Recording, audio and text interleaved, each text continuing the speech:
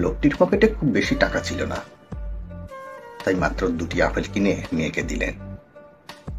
মেয়েটি 2 হাতে 2টো আপেল ধরল। লোকটি বলল, এসো দুজনে ভাগাভাগি করে খাই। একথা শুনে মেয়েটি তাড়াতাড়ি একটা আপেলে কামড় দিয়ে একটু খেয়ে নিল।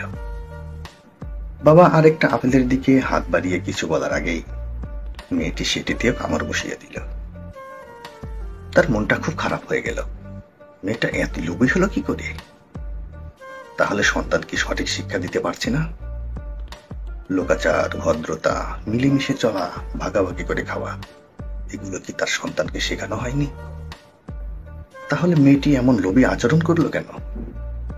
মুখ থেকে হাসি মুছে গেল। তিনি চিন্তায় ডুবে গেলেন।